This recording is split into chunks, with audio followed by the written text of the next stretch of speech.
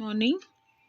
आज हम कक्षा 8वीं संस्कृत पुस्तक रुचिरा अष्टम पाठा संसार सागरस्य नायिका के अनुवाद लिखेंगे। तो पहला लिखना है हमें के आसान से लेकर यहाँ तक, के नपि प्रतीतम तक। ठीक है, इसको लिखना शुरू करते हैं। कौन थे वे अज्ञात नाम वाले? सैकड़ों हजारों तालाब अचानक प्रकट नहीं हुए। ये तालाब ही यहाँ संसार सागर कहे गए हैं।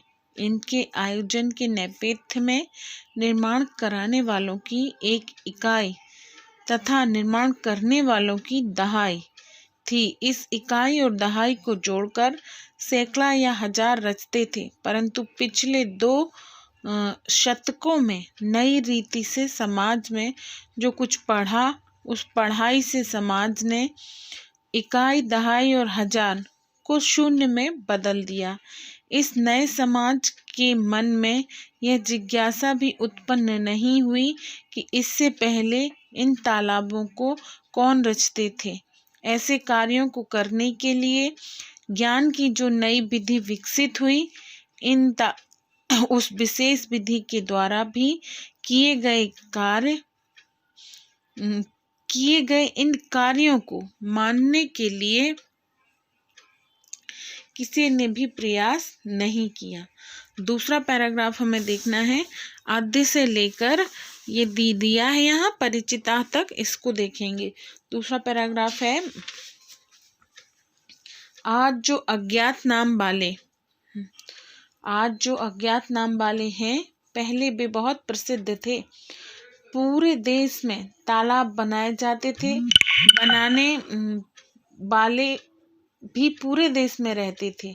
गजधर यह सुंदर शब्द तालाब बनाने वालों के सादर स्मरण के लिए है।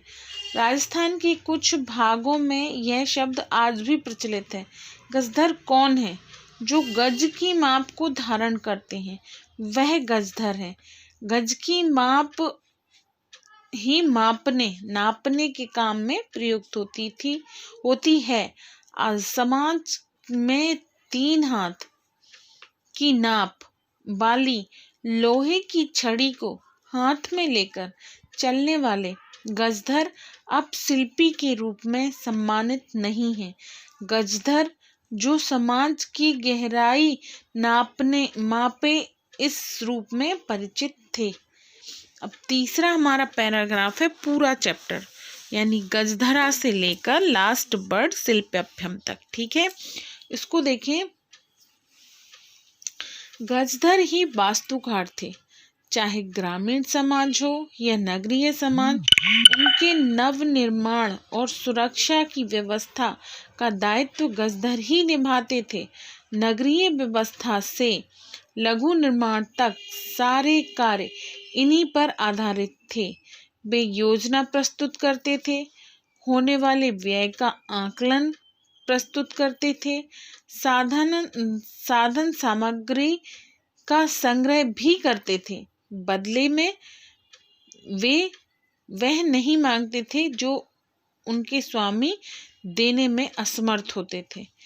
काम की समाप्ति पर वेतन के अलावा गजधरों को सम्मान भी दिया जाता था। नमस्कार है ऐसे शिल्पियों को। ठीक है, ये हो गया है पूरा कंप्लीट। इसके अनुवाद नेक्स्ट क्लास में इसके प्रश्नोत्तर देखेंगे। Okay, bye. शब्दार्थ भी लिख लेना आप लोग।